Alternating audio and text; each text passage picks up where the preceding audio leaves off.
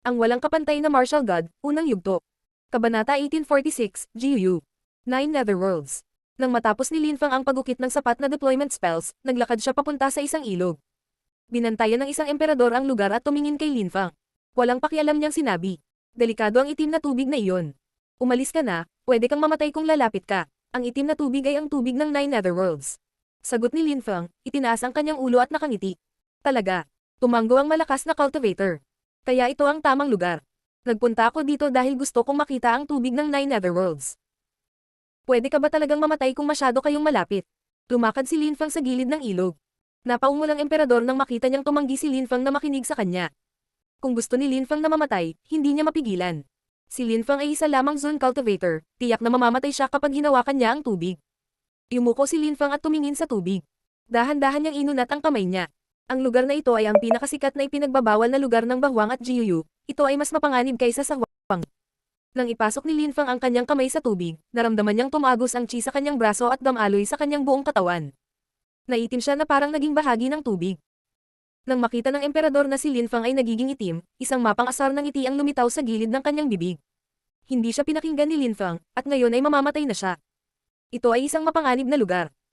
Sa sandaling iyon, naglabas si Linfang ng kaunting enerhiya sa buhay at unti-unting naging dilaw muli. Naabsorb niya ang death energy at naging ganap na normal muli. Buhay na cosmic energy. Ang emperador ay tumingin kay Linfang ng kakaiba. Mahawakan ng binatang ito ang itim na tubig. Napakalakas ng itim na tubig. Ungol ni Linfang.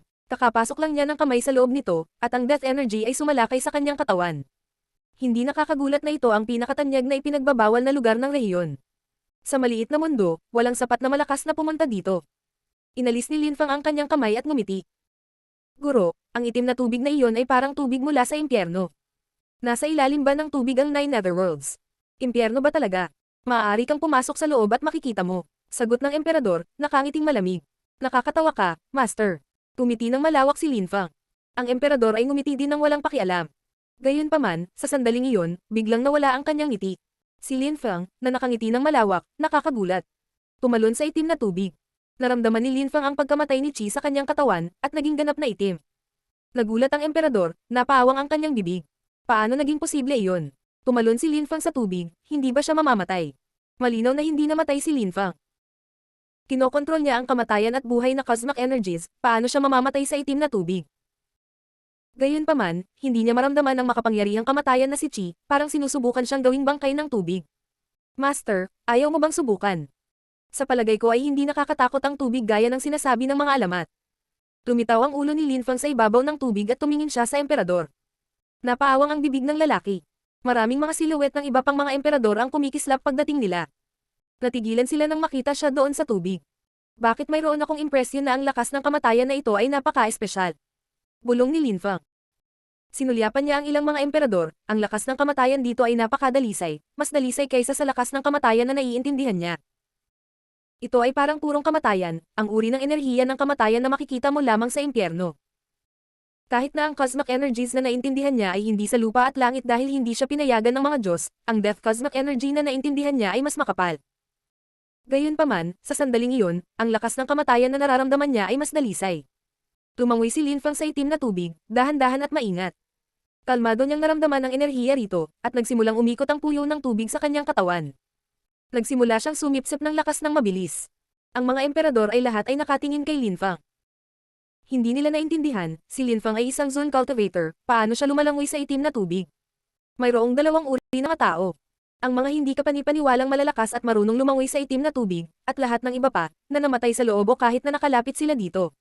Medyo mahaba ang ilog, at habang lumalangoy si Linfang kasabay ng agos, naramdaman niya na ang enerhiya ng kamatayan ay lumalapat at lumalapat. Naging kulay abo na siya, parang nagsimulang magnaz ang katawan niya. Hindi na siya nagmukhang buhay pa. Saan siya pupunta? Nagtataka ang mga emperador na nakatingin kay Linfang. Sa wakas ay tumigil si Linfang. Kung ipagpatuloy niya ang paglangoy sa agos, baka mamatay talaga siya. Ipinikit ni Linfang ang kanyang mga mata, lumutang sa kanyang likod at nag-relax sa itim na tubig. At that moment, mukha talaga siyang patay. Ang mga emperador ng pamahalaan ni GUU ay namangha at nagkatinginan sa isa't isa. Tumutang si Linfang sa kanyang likod sa loob ng ilang araw at hinayaang alisin siya ng agos. Hindi pa siya namatay. Naisip ng mga emperador ng gobyerno ni GUU. Lahat sila ay namangha. Kakaiba ang lalaking ito. Sa sandaling iyon, binuksan ni Linfang ang kanyang mga mata at sumimangot. Nararamdaman niya ang hindi kapani-paniwalang lakas sa tubig, para itong sisabog, parang lava ng bulkan. Sa di kalayuan, mas maraming tao ang lumitaw sa himpapawid, lahat ay nakasuot ng itim na damit. Mukha silang misteryoso at hindi maarak, lalo na ang pinuno ng grupo. Siya ay may mga mata ng isang demonyo na nanggaling sa impyerno. Malamang kaya niyang pumatay ng mga tao sa isang kisap mata sa pamamagitan lamang ng pagsulyap sa kanila. Nakita nila si Linfang at tumingin sa kanya. Naramdaman ni Linfang ang isang malakas na bumaba sa kanya. Celestial Master ng Pitong Gabi. Ang mga tao ay yumukod sa harap ng pinuno ng grupo ng may paggalang. Tumanggo ang pinuno sa kanila. Mukha siyang makahayop at makapangyarihang misteryoso. Hindi mahulaan ng isa kung ilang taon na siya. Sino siya? Tanong ng Celestial Master of the Seven Knights, nakatingin kay Linfang na walang pakialam. Celestial Master of the Seven Knights, dinadaanan lang niya. Nakapagtataka, 3 araw na siyang lumalangoy sa itim na tubig at hindi pa siya namatay. Sagot ng isa sa mga emperador. Ang Celestial Master of the Seven Knights ay napakunot-noo sa pagtataka. Ang isang cultivator ng layer ng Zunchi ay gumugol ng 3 araw sa itim na tubig at hindi patay. Mayroon ba siyang espesyal na katawan, tulad ng katawan ng Nine Netherworlds o katawan ng King of Hell? Marami pang ibang tao ang lumitaw sa langit, lahat ng dakilang emperador, at yumuko sila sa harapan ng Celestial Master ng Pitong Gabi at binati siya. Celestial Master ng Pitong Gabi. Salamat sa iyong pagsusumikap, sabi ng Celestial Master of the Seven Knights. Nagsikap kang mahanap ang Nine Netherworlds. Alam mo ba kung kailan ito sisabog? Ilang buwan na kaming naghihintay. Lalong tumitindi ang lakas nito. Dapat malapit na ang pagsabog. Iniulat ng isa sa mga dakilang emperador. Nakilala siya ni Linfang. Dinuno iyon ng 2 binata na pinatay nila ng kanyang kapatid. Okay, sabi ng Celestial Master ng Seven Knights. Nakipagkamay siya at lumitaw ang isang itim na lang. Nang makita ng mga dakilang emperador ang lang na iyon, nagulat sila. Ang Celestial Master of the Seven Knights ang nagdala ng lang, malapit na niyang makuha ang asensya ng Nine Netherworlds. Ano ang gustong gawin ng mga tao sa gobyerno ni Jiuyu? Anong misteryo ang itinatago ng ipinagbabawal na lugar na ito? Pagtataka ni Linfang. Kakasabi pa lang nila na sisabog na ang Nine Netherworlds, malamang ang ibig nilang sabihin ay ang lugar sa ilalim ng itim na tubig. Ang Celestial Master of the Seven Knights ay lumipad patungo sa napakalaking whirlpool ng ipinagbabawal na lugar. Bigla siyang naging itim, at ang lakas ng Nine Netherworlds ay nagsimulang damaloy sa buong katawan niya. Huminga ng malalim ang Celestial Master of the Seven Knights, at nawala sa napakalaking whirlpool, kung saan sinimulan niyang makuha ang lakas ng Nine Netherworlds. Humanga ang malalakas na cultivator sa paligid. Ang lakas ng Celestial Master of the Seven Knights. Tumalon siya sa whirlpool. Nagulat ang mga nanonood. Si Linfang ay nasa itim na tubig pa rin, ngunit hindi siya pinansin ng mga tao. Sa mata ng Celestial Master of the Seven Knights, dumadaan lang si Linfang. Ang layunin ng Celestial Master of the Seven Knights ay ang Nine Netherworlds. Ang malalakas na cultivator ng pamahalaan ni Jiuyu ay matiyagang naghintay. Si Linfang ay nasa itim na tubig pa rin at naghihintay din siya. Ang lakas ng kamatayan sa ibaba ay nagiging mas malakas. May impresyon si Linfang na siya ay namamatay. Lumipas ang oras at pabilis ng pabilis ang pag-ikot ng Blackwater Whirlpool. Parami ng parami ang lakas ng kamatayan na lumitaw. Hindi ito kinaya ni Linfang. Sa sandaling iyon, ang boses ng isang tao ang nakakuha ng atensyon ni Linfang. Ang Celestial Master of the Seven Knights ay biglang bumangon sa himpapawid ng buong bilis, kumukulo ang whirlpool sa ilalim niya. Ang malakas na lakas ay nagsimulang sumabog sa ilalim niya. Ang itim na tubig ay nagsimulang gumalaw sa napakabilis na bilis. Si Linfang ay binomba ng itim na alon habang patuloy siyang nakatitig sa Celestial Master. Ang itim na tubig ay umaakyat sa langit, parang talon ngunit nakabaligtad. Parang nagiging Nine Netherworlds ang atmosphere. Ang walang kapantay na martial god, unang yugto. Kabanata 1847, Impyerno. Gaano kalakas? Ang Nine Netherworlds ay ginawa sa ganoong paraan. Ito ba ang tunay na impyerno? Naisip ni Linfang, nag-aaral ng kadiliman. Ang nakakatakot na kadiliman ay patuloy na kumalat sa hangin, at pinawi ang kalangitan. Nakatingin si Linfang sa malayo habang ang lahat ay natatakpan ng kadiliman. Pabilis ng pabilis ang paggalaw ng tubig, at patuloy na binobomba siya. Sa wakas ay bumangon si Linfang sa hangin. Maaari siyang mamatay sa ilalim ng napakalakas na enerhiya. Sa sandaling iyon, ang itim na tubig ay naging isang itim na karagatan.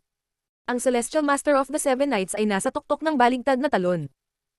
Ang kanyang mga mata ay kumikinang habang pinagmamasdan ng itim na tubig ng Nine Netherworlds.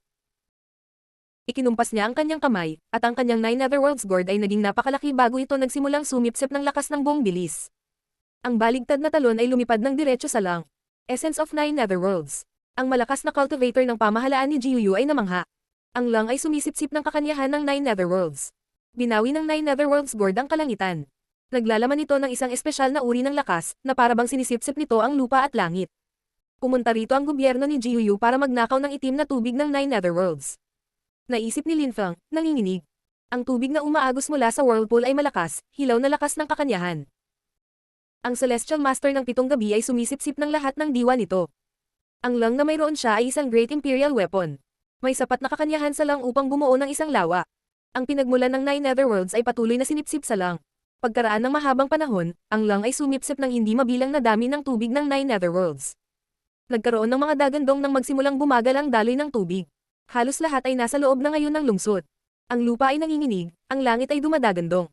Naramdaman ni Linfang na may nangyayari sa ibaba niya. Ano iyon? Naisip ni Linfang. Nagulat si Linfang nang makita ang isang gusali na lumitaw sa gitna ng lawa ng 9 Netherworlds. Sa kanyang harapan, isang dambuhalang palasyo ang tumataas. Ang itim na palasyo ay kakilakilabot at kahanga-hanga, ito ay tila isang palasyo mula sa impyerno. Ang Celestial Master of the Seven Knights ay nagulat din, at tinitigan ito ng may pag-iisip. Bumukas mismo ang pangunahing gate ng palasyo. Parang may kung ano o may naghihintay sa kanilang pagpasok. Ang pasukan sa impyerno. Ang Celestial Master of the Seven Knights ay mangha. Ang mga alamat ay totoo. Ito ang pasukan sa impyerno. Ang pasukan sa impyerno. Nagulat si Linfang, nagsimulang tumibok ang kanyang puso. Sumigaw siya. Mayroon ba talagang impyerno? Bakit walang impyerno? Sabi ng Celestial Master of the Seven Knights na nakangiti kay Linfang. Gusto mong pumasok sa loob at tingnan. Napaawang ang bibig ni Linfang. Ano kaya ang hitsura ni Hell? Si Linfang ay napaka-curious. Gayunpaman, ano ang mangyayari kung pumasok siya sa loob? Mga patay na tao lang ang napunta sa impyerno, iyon ang lagi niyang naririnig sa kanyang nakaraang buhay. Totoo ba ito, bagaman? Iba siguro. Ang mundo ng paglilinang ay kakaiba. Ang mga cultivator ay maaaring lumikha ng mga mundo, kaya bakit hindi sila lumikha ng impyerno? Si Linfang ay natatakot pa ring pumunta sa impyerno. Pero gusto talaga niyang makita kung ano ang nasa loob. Ikaw, pumasok ka, sabi ng Celestial Emperor kay Linfang. Kumunat ang noo ni Linfang at tinitigan ang Celestial Master of the Seven Knights. Kinokontrol ng Sage ni Jiuyu ang pamahalaan ni Jiuyu. Siya ay isang Celestial Emperor, madali niyang mapatay si Linfang. Kahit na may Great Imperial Weapon, wala siyang magagawa laban sa ganoong cultivator. Wala siyang paraan para protektahan ang sarili niya. Guro, ano ang hitsura ng impyerno? Tanong ni Linfang, nakangiti sa Celestial Master of the Seven Knights. Hindi pa ako nakapunta doon. Sabi ng Celestial Master ng Seven Knights, umiling-iling. Guro, gusto mo akong pumasok, ngunit tutulungan mo ako sa loob, tama? Sabi ni Linfang. Gayunpaman, ang Celestial Master of the Seven Knights ay umiling lang at sinabing, gusto kong makita kung makakabalik ka ng buhay. Iyon lang, gusto mo bang gamitin ako para subukan? Tumiti si Linfang. Tumango ang Celestial Master of the Seven Knights. Sa kanyang mga mata, walang halaga ang buhay ni Linfang. Na-curious lang siya at gusto niyang magsaya. Wala akong pagpipilian kung gayon. Sabi ni Linfang, nagkibit balikat. Pinagmamasdan siyang mabuti ng Celestial Master of the Seven Knights. Impyerno, papasok na ako. Titingnan natin kung ano ang maaaring maging impyerno. Sigaw ni Linfang, tumawid sa main gate. Kaagad, lumitaw si Linfang sa ibang lugar. Sa labas, lahat ay kadiliman. Gayunpaman, sa harap ni Linfang, nakakagulat, mayroong isang mahabang koridor na may mga gwardya na nakasuot ng armor at may hawak na mga armas. Nang makita nila si Linfang, sinulyapan nila siya, at pagkatapos ay tumalikod na parang hindi nila siya nakita. Tumingon si Linfang at napansin na nakasara ang pinto. Hindi na ba siya makalabas? Kung hindi siya makalabas, kailangan niyang magpatuloy. Naglakad si Linfang sa koridor. Napakabilis, nakarating siya sa isang sirang tulay. Hindi mahaba ang tulay at napapalibutan ng hamog. May babae sa tapat ng tulay. May hawak siyang mangkok na may brew sa loob at ngumiti kay Linfang. Ang pagtimpla ni Mingpo, si Linfang ay natulala. Umakyat siya sa sirang tulay at tumingin sa matandang babae. Sa sandaling iyon, ibinigay ng matandang babae ang mangkok kay Linfang. Siyempre, ang mangkok ay hindi naglalaman ng tubig ng limot, naglalaman ito ng itim na tubig. Dapat ko bang inumin ito? Tanong ni Linfang. Tumango ang matandang babae. Kinuha ni Linfang ang mangkok at nilagok ang itim na tubig bago niya ibinalik sa kanya ang mangkok. Maligayang pagdating sa impyerno. Nakangiting sabi ng matandang babae. Kinuha niya ang mangkok at itinuro ang daan patungo kay Linfang. Ghost World. Sumimangot si Linfang at nagpatuloy sa paglalakad sa sirang tulay. Tumingin siya sa paligid sa hamog, pagkatapos ay bumalik sa matandang babae. Tumango ito sa kanya. Nagpatuloy si Linfang sa paglalakad at nakarating sa dulo ng tulay. Dahil ito ay nasira, ang landas ay huminto sa hangin. Nagpatuloy si Linfang sa paglalakad sa gilid at hindi lumakad sa himpapawid, hinayaan niya ang sarili niyang bumagsak. Nag-freefall si Linfang sa loob ng maikling panahon at halos lumapag sa lupa. Pakiramdam niya ay nabali ang kanyang mga buto, ngunit napakamot siya sa kanyang ulo at tumayo. Tumingin siya sa paligid at ngumiti. Impyerno. Ghost World. Tumawa si Linfang. Alam niya kung nasaan siya. Dumating na siya sa ibang mundo. Ang impyerno, o ang Ghost World, ay parang kontinente ng siyam na ulap. Ito ay isang pangalan lamang. Balang araw, ang maliit na mundo ni Linfang ay magiging napakalakas at sa oras na iyon, kung gusto niya, matatawag niya itong impyerno o ghost world, o kung ano paman. Gayunpaman, ang lugar ba na ito ay nasa dakilang mundo o isang maliit na mundo? Napakataas ng antas ng paglilinang ng mga tao dito. Hindi sila mas mahina kaysa sa mga tao sa banal na lungsod, naisip ni Linfang na sumulyap sa karamihan. Iba ang chi ng mga tao at iba ang arkitektura ng mga gusali sa paligid. Ngunit ang mga tao dito ay mga cultivator din. Ngunit paano ako babalik? Naisip ni Linfang na napakamot sa kanyang ulo. Sumakit ang ulo niya. Ang Nine Netherworlds ay ang pasukan sa ibang mundo. Dahil pwede siyang pumasok, ibig sabihin pwede na rin siyang umalis. Ang problema ay paano? Lumakad pasulong si Linfang at tumingin sa paligid. Kailangan niyang maghanap ng lugar kung saan makakakuha siya ng ilang piraso ng impormasyon tungkol sa lugar na ito. Kahit saan, ang pinakamagandang lugar para makahanap ng mga piraso ng impormasyon ay mga restaurant at hotel. Mabilis na nakahanap si Linfang ng isang restaurant na isa ring tea house. Gayunpaman, ang tubig na ginamit nila sa paggawa ng tsaa ay itim. Uminom si Linfang ng isang tasa ng tsaa at naramdaman ang pagdaloy ng enerhiya ng kamatayan sa buong katawan niya. Alam niya ang lasa na iyon. Uminom siya ng mas maraming itim na tubig. Siyempre, hindi matindi ang pagkamatay ng chi nitong itim na tubig. Uminom din ng black water ang ibang tao sa restaurant, pero normal naman ang itsura nila, normal lang naman ang gagawin nila. Ito ay tulad ng tsaa sa ibang mga mundo. Bakit pakiramdam ko ang lugar na ito ay hindi konektado sa ibang mundo? Ungol ni Linfang. Napakakakaiba ng lugar na ito. Ang mga tao dito ay may sariling inumin, itim na tubig. Nangangahulugan ba ito na nagsagawa sila ng paglilinang ng kamatayan, at hindi sila madaling mamatay? Waitress. Sigaw ni Linfang, tinawag siya. Tumakbo siya palapit sa kanya at ngumiti. Paano kita matutulungan? May itatanong sana ako sa'yo. Narinig mo na ba ang tungkol sa kontinente ng siyam na ulap? Tanong ni Linfang. Napangiti ang waitress. Hindi ko alam kung may kontinente ng siyam na ulap o wala. Ngunit alam ko na maraming taon na ang nakalilipas, narinig ko ang ilang mga tao na nag-uusap tungkol sa mga kakaibang bagay. Sinabi nila na ang mundong ito ay hindi lamang ang mundo, na mayroong iba pang mga mundo. Hindi ko alam kung totoo o hindi. Ang walang kapantay na martial god, unang yugto. Kabanata 1848, Dambana. Magaling. Ano ang gagawin ko kung gusto kong pumunta sa ibang mundo? Tanong ni Linfang sa waitress na may magiliw ng ngiti. Maraming tao ang napalingon at napatingin sa kanya. Baliw ba ang lalaking ito? Isa lamang siyang Zone cultivator. Paano siya napunta sa ibang mundo? Mahal na panauhin, ikinahihiya mo ako. Dapat kang pumunta at tanungin ang 10 hari ng yaman ng 10 Yama Courts, at kung hindi ka nila matutulungan, dapat mong tanungin ang dakilang emperador ng impyerno. Bakit mo ako tatanungin? Wala akong ideya. Sagot ng waitress, nakibit balikat at nakangiti. May gusto ka bang kainin, mahal na bisita? Naglabas si Linfang ng mababang antas ng imperial na sandata, ito ay ginto at nakasisilaw. Sinabi niya sa waitress, dalhan mo ako ng kain. Kung sasagutin mo pa ang ilang tanong, ibibigay ko sa iyo ang bagay na ito. Mahal na panauhin, ang sandata na iyon ay kakaiba. Sabi ng waitress na nakatitig sa imperial weapon. Ito ay dapat na gintong cosmic energy, ngunit ito ay naiiba. May kulang dito, naisip ng mga tao sa restaurant, na pinag-aaralan ng imperial na sandata ni Linfang. May tumayo at naglakad papunta kay Linfang. Iniunat ng taong iyon ang kanilang kamay at naglabas ng gintong cosmic energies. Ang kanilang cosmic energies ay naglalaman ng lakas ng impyerno. Nagulat si Linfang. Iba ang cosmic energies dito. Sa mundong ito, iba ang cosmic energies sa continent of the Nine Clouds. Katulad ko, iba ang cosmic energies ko sa continent of the Nine Clouds. Ngunit dito, malinaw at naiiba ang pagkakaiba sa pagitan ng kanilang cosmic energies at ng mga nasa kontinente ng siyam na ulap. Sa kontinente ng siyam na ulap, bukod sa akin, walang makakadama na iba ang aking cosmic energies. Nanginig si Linfang. Maaari bang ang mundong ito ay isa pang mahusay na mundo? Kung iyon ang kaso, nangangahulugan ito na ang mundo sa kanyang espiritu ay maaari ding maging isang mahusay na mundo. Ang maliliit na mundo ay nilikha ng mga tao, paano naman ang mga dakilang mundo? Kung ang isang mahusay na mundo ay lumitaw sa espiritu ni Linfang, kung gayon siya ang magiging lumikha. Nilikha ni Linfang ang mundo sa kanyang espiritu. Natigilan siya. Iyon ay isa pang malaking misteryo, isang misteryo ng buhay. Marahil ang buong mundo ay ginawa ng maliliit na mundo, ang tunay na mga mundo ng paglilinang. Saan nanggaling ang impyernong sandata mo? Nagtanong ang malakas na cultivator kay Linfang. Naramdaman niya na ang imperial na sandata na iyon ay naglalaman ng mahiwagang iba't ibang cosmic energies. Kinuha ko ito. Mahinahong sagot ni Linfang. Tumiti siya sa waitress.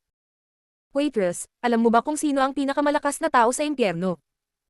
Mahal na panauhin, nagbibiro ka. Siyempre, ang pinakamalakas na tao sa impyerno ay ang makapangyarihang Diyos ng impyerno. Natural na sabi ng waitress. Ang Diyos ng impyerno ay ang Diyos ng mundong iyon. Kahit na walang nakakita sa kanya, naniniwala silang lahat na nilikha niya ang mundo. Nakita mo na ba siya? Natural na tanong ni Linfang. Wala akong kakilala na nakakita sa kanya. Nakangiting sabi ng waiter at umiling-iling. Alam mo ba kung saan siya nagsasanay ng paglilinang? Sabi ni Linfang.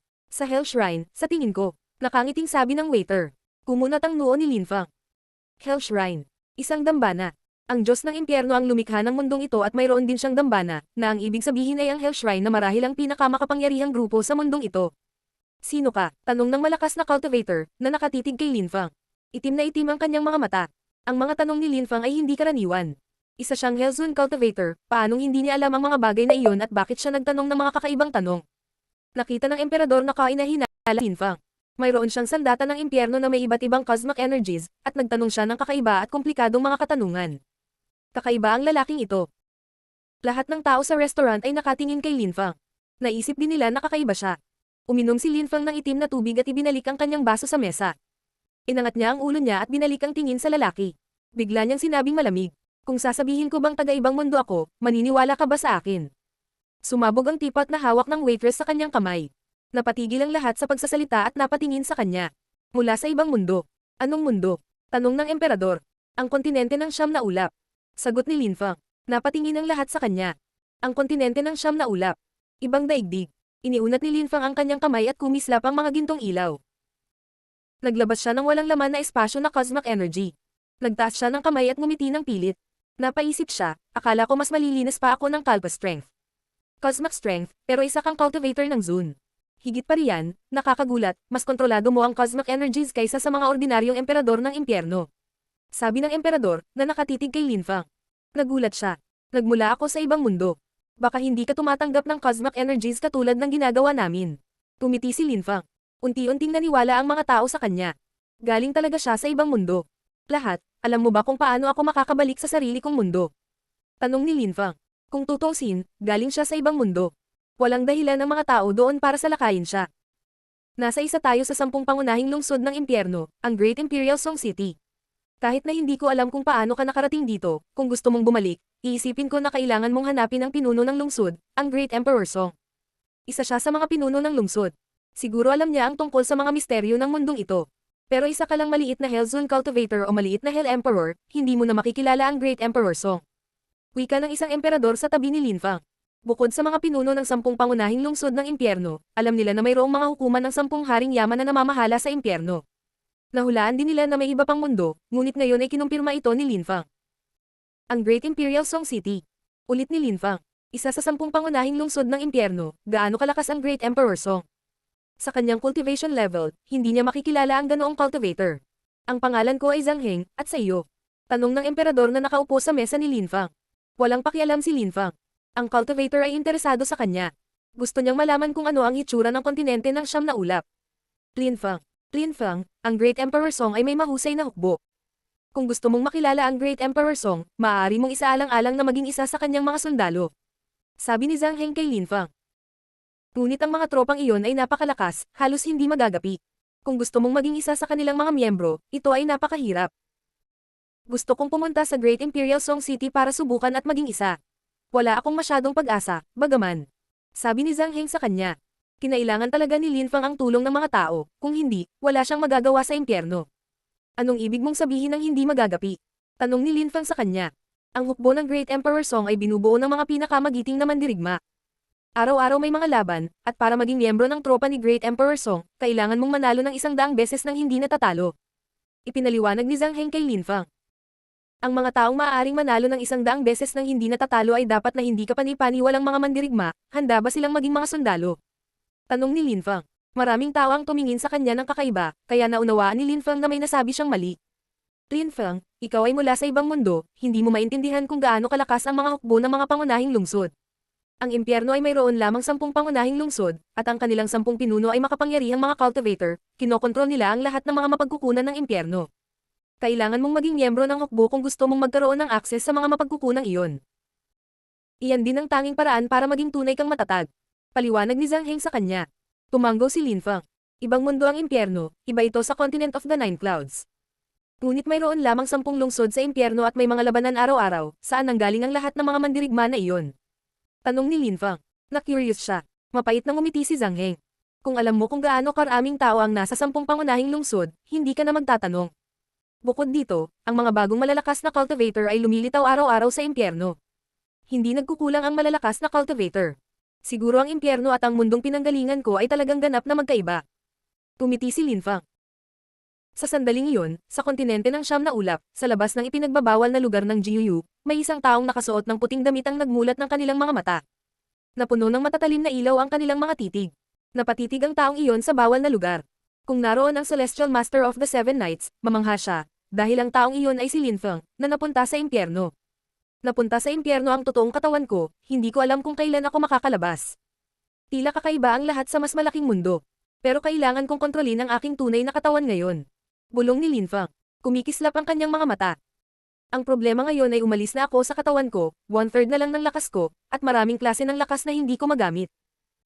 Kailangan kong maging maingat at baka masugatan ang aking pisikal na katawan. Pagkatapos, ang silweta ng clone ni Linfang ay kumikislap. Umalis siya sa lugar na iyon at nagtungo sa bahwang.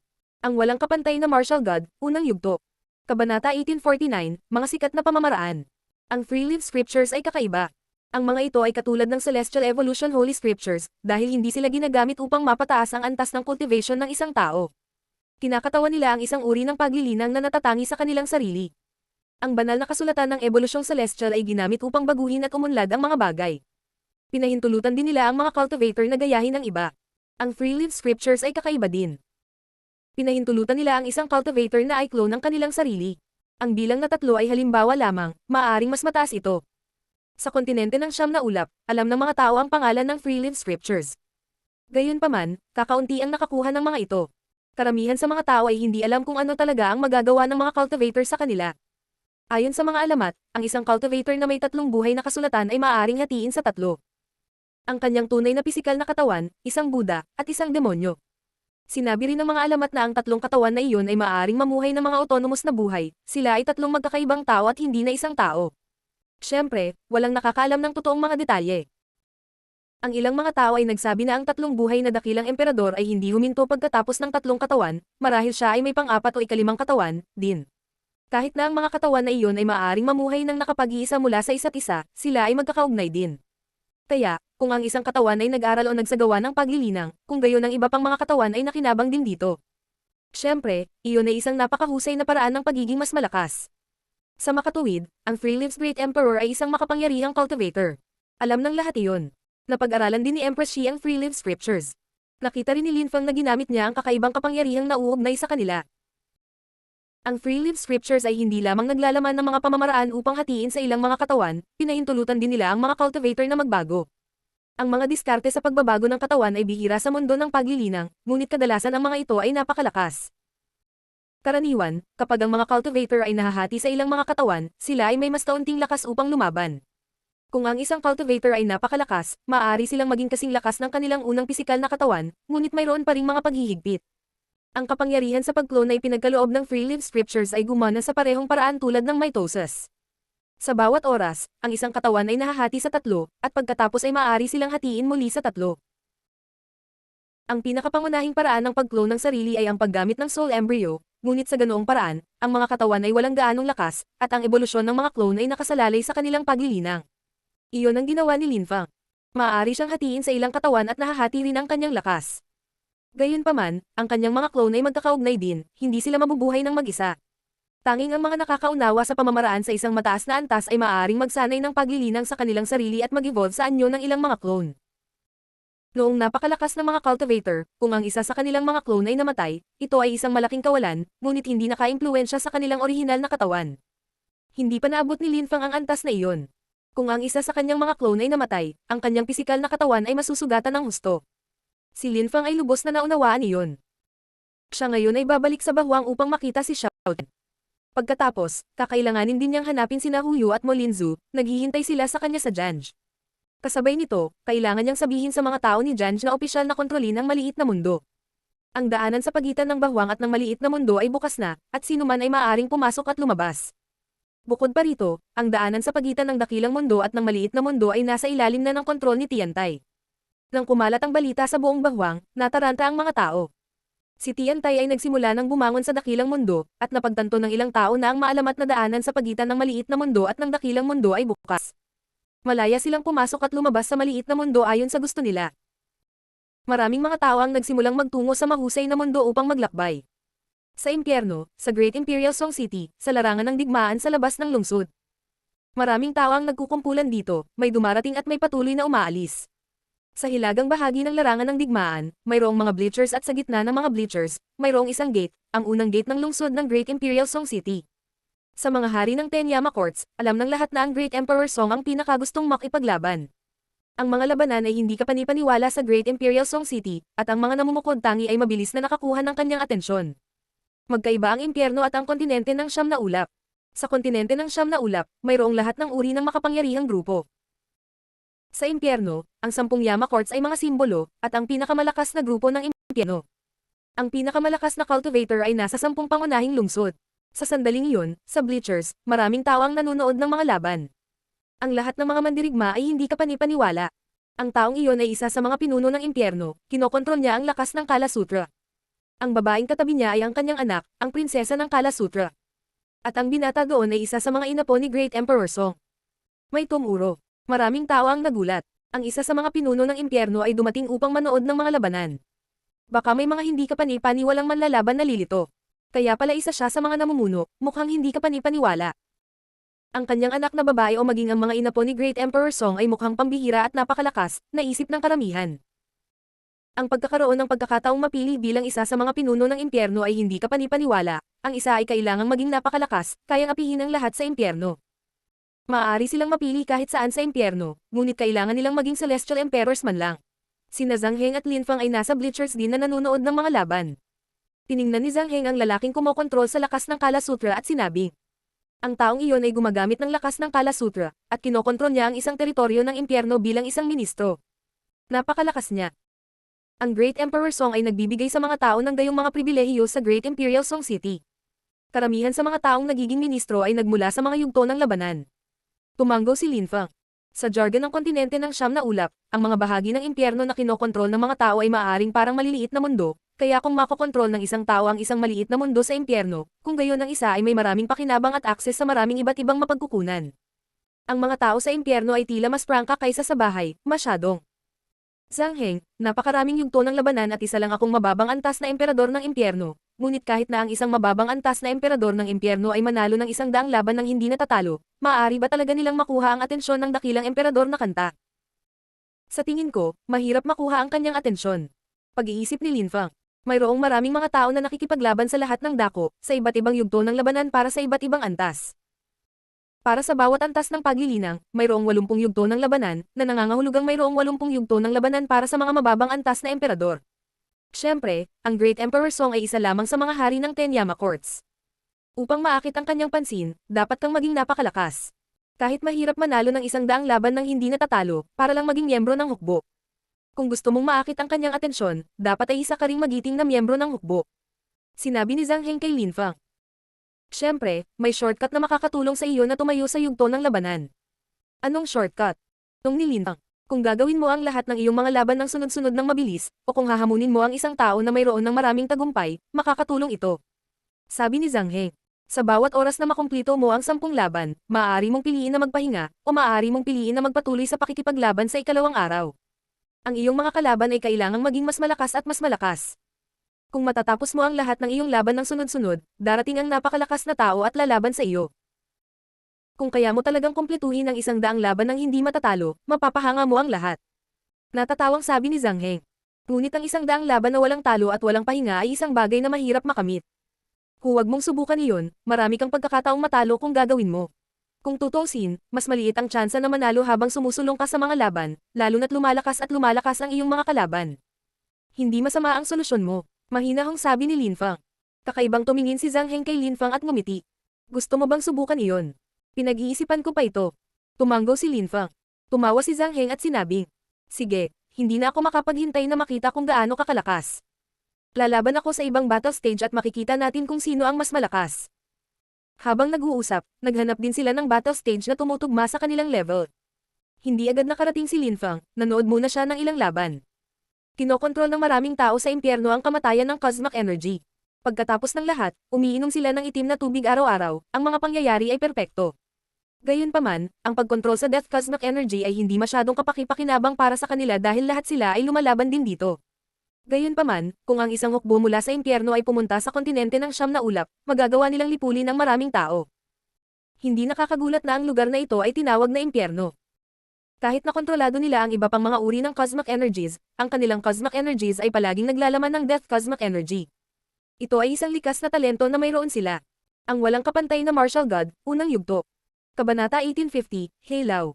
Ang Kala Sutra Minister ay isa sa mga pinuno ng impyerno. Pinapanood niya ang mga labanan ng matataas na antas ng Hell Emperors. Kahit na ang mga dakilang emperador ng impyerno ay nag-organisa ng mga labanan, ginamit niya ang mga ito upang kumalap ng mga miyembro ng hukbo. Walang yugto ng labanan para sa mga dakilang emperador.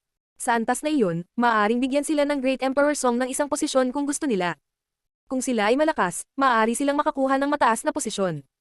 Kung sila ay mga ordinaryong dakilang emperador, kailangan nilang dumaan sa parehong maingat na pamamaraan. Sa makatuwid, ang mga emperador na may mataas na antas ay ang pinakamataas na antas ng mga kalahok. Ang binata at ang dalaga sa tabi ni Ministro Kala Sutra ay nanood sa iba pang yugto ng labanan. Ang anak na babae ni Ministro Kala Sutra ay isang mababang antas na emperador, at ang inapo ni dakilang emperador Song ay isang katamtamang antas na emperador. Ang kanyang pangalan ay Wang Zuo. Isa siya sa mga direktang inapo ni Great Emperor Song, at nakipaglaban na sa entablado ng labanan. Nanalo siya ng 100 laban ng hindi natatalo at walang pahinga, isang patunay ng kanyang lakas. Noong siya ay isang mababang antas na Hell Emperor, ang mga medium level na Hell Emperor ay natatakot na sa kanya, hindi dahil sa kanyang katayuan sa lipunan, ngunit dahil sa kanyang lakas. Mahilig sa digmaan ang dakilang Emperador Song, at mahal niya ang mga taong malalakas. Kung hindi malakas ang kanyang mga anak, wala siyang pakialam sa kanila. Napakatanda na ng dakilang Emperador Song, at maraming inapo. Nagkaroon ng matinding kompetisyon sa pagitan nila, at umaasa lamang sila sa lakas para umakyat sa hierarchy. Wang Zuo, ilang tao sa tingin mo ang mananalo sa 100 laban ng hindi matalo? Nasa stage na ba yung taong binanggit mo? Tanong ni Ministro Kala Sutra. Hindi naman siya maitim, sobrang putla niya, parang hindi pa siya nasisikatan ng araw. Gayunpaman, sinabi na ang Kala Sutra Hell ay isang makapangyarihang lugar na puno ng apoy. Ang katotohanan na si Ministro Kala Sutra ay napakaputla ay lubhang kakaiba. Hindi lang siya. Ang kanyang anak na si Qin Yao ay napakaputi rin, mas mapatla pa, ngunit hindi siya pangit. Siya ay tinuturing na napakaganda, lalo na ang kanyang mga mata. Ang mga tao ay hindi naglakas loob na tumingin sa kanyang mga mata. Minister, tingnan mo siya. Sabi ni Wang Zuo na nakaturo sa isang tao. Napakatangkad ng taong iyon, mukhang tanga, pero sa battle stage, mukha siyang makapangyarihan. Gaano kalakas? Pero maliksi ba siya? Medyo matangkad siya. Natatawang pagmamasid ni Minister Kala Sutra, ngunit alam niyang hindi ito totoo. Hindi naman siya mabilis, pero parang nahirapan siyang takasan dahil natalo niya agad ang mga kalaban.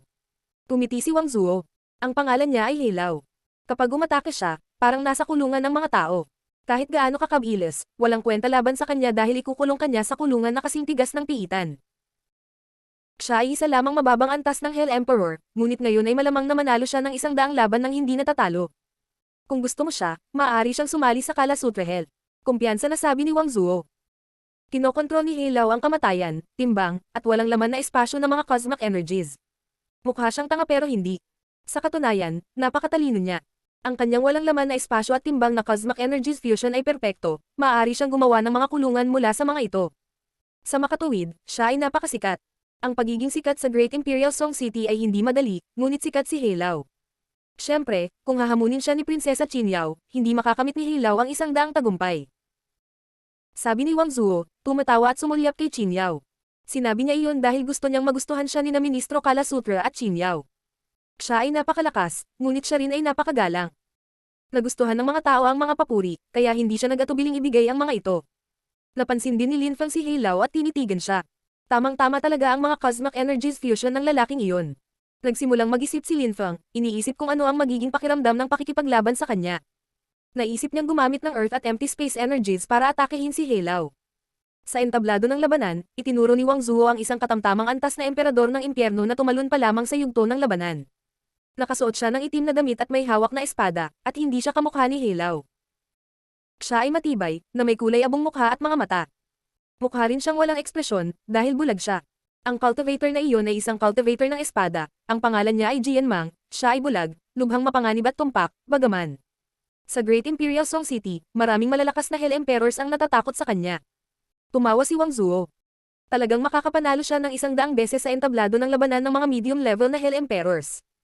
Kumpiyansang sabi ni Wang Zuo, na para bang pinag-uusapan niya ang kanyang sarili. Malakas talaga si Jian Mang. Ang kanyang kakayahan sa espada ay makapangyarihan. Ang mga taong bulag ay mas mahusay na cultivator ng espada dahil ang kanilang espada ay parang kanilang mga mata.